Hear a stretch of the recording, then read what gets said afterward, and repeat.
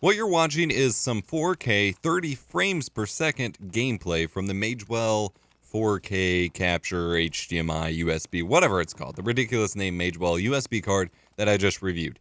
In my review, I mentioned that I wasn't quite getting 30 FPS and I wasn't quite getting 60 FPS at 1440p, and I couldn't figure out why.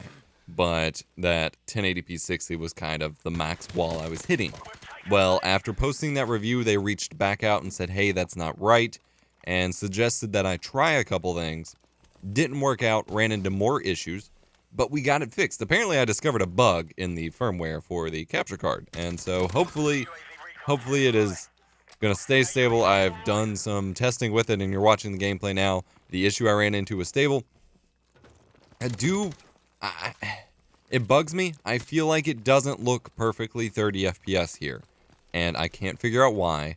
And I honestly think it may just be because I'm capturing a 60 FPS game and I'm used to looking at a 60 FPS footage of the game. But I went in and manually frame counted because I've yet to find a program that will do it for me like what Gamers Nexus or Digital Foundry have. I found one open source application that looks promising on GitHub, but they require some specific debug DLLs from the Visual Basic platform that I can't seem to get and they can't seem to fix, and they're taking a break from developing it because they have normal work to do. So currently I just have to pull the footage into Premiere, set the frame rate in the timeline correct, and manually frame count myself. And from what I can tell, it is holding a steady 30 FPS. So, and the same thing with 1440p, it's holding 60 FPS and that one looks fine. So I guess that I'm just used to looking at 30 FPS. So, or 60 FPS rather. So this is 4K 30, it captures, it works. What you have to do, and I don't know how much you will have to do here, because of what I got sent so that they could give me a freebie to use, was a unit that they had been using to test in their offices. It's still basically brand new and shipped, it was just already used, so they could have tinkered with it. But if you feel like you're not having the proper frame rate, what you need to do is change the color space to NV12 in OBS Studio. So right click on the video capture device source listing, go to properties, and then under color format, you got to choose NV12. Now, if you're like me, because they told me to do this, NV12 isn't listed. So then you have to do a couple more steps. So close OBS, open their 4K capture utility download that I had in my original review, go to the advanced tab, and then you have a section for color format where you can manually assign up to 3, for whatever reason, color spaces to be supported at the time for the capture card. And for most use, you need NV12, I420, and then RGB24. NV12 and I420 need to be included together or there's some issues. So move the extraneous YUV options over to the right, and then move NV12 and I420 over to the left. Hit save to device at the bottom, and then unplug the capture card, plug it back in. It should stay there. Close the app, reopen OBS Studio, go to color format, and then you should be able to choose NV12. Now, when I first did this, I ran into an issue where I had some crazy color separation. It looked like there was an RGB split going on, or some really messed up deinterlacing or something. And that wasn't supposed to be happening, and they couldn't figure it out at first. At first, I was thinking they were going to pull the same card AverMedia did and just be like, oh, we got to send you a new one. They actually sent me a manual firmware update, which has fixed this issue. So they will be releasing this publicly shortly, I hope. I will try to include a download link in the description down below. But if you have that color separation issue, then you have a firmware update to do. But for most people, you should be good. You just got to make sure you enable the NV12 if it's not for you. And with that enabled, the frame rate works. Everything's working as planned. Again, it doesn't capture native 4K 60. You can feed it 4K 60, but it can only capture 4K 30.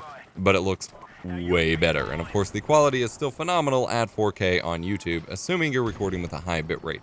All of these tests were recorded at, this one match.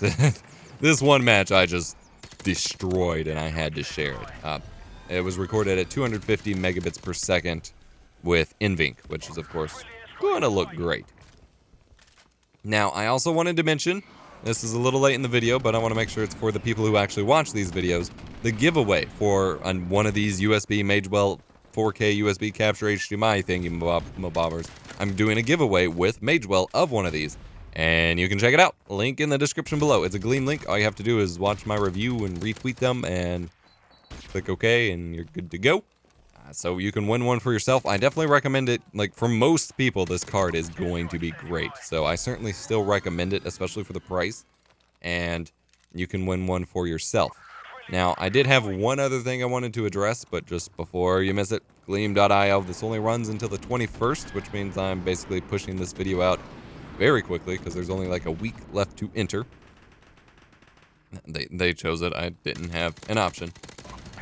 But I also wanted to mention I also had some issues with the AverMedia Live Gamer Portable 2 Plus. Now with that one, I had an issue where it was using some sort of variable encoder that slowed down during more still scenes, such as the PS4 just main menu and still lobby scenes in Call of Duty and things like that. They had me do a manual software and firmware update, and neither of those fixed it. And so they're actually sending me a new unit and wanting me to send mine back to see if mine was somehow broken. I don't see how this is going to be the case. I'm not convinced that a new unit will solve my issue. Could be something else. I am doing a full reinstall of Windows soon, so I'm going to set up a test build very shortly just to test on there. But I'm not convinced that this will fix it. Now, there may be I may release a follow-up video saying, hey, issue's fixed, don't worry about it, and I may honestly just re-release my review, just like completely record my review, because like the main the main point of my review for that capture card was, hey, this don't work, it's broken, it needs fixed. And so if it actually works, then most of my reviews kind of, the purpose is kind of defeated a bit. I was gonna say deleted, I guess that works. So I will just re-release my review with updated information, I guess, but did want to provide a follow-up video for this. Works great. Magewell card works great. I'm going to be using it all the time with my open source scan converter for PlayStation 2 and retro game footage, and my FrameMeister for PlayStation 2 and retro game footage. And then I'll be using the Elgato HD60, or not HD60, 4K60 Pro for my PS4 Pro and normal consoles. Now, I did also find out, which I haven't done a review on or anything else because I've been busy, but in order to capture my OBS Studio tutorial course, I purchased an Atomos Ninja Inferno, which is a dedicated, just like complete self-enclosed recording hardware thing.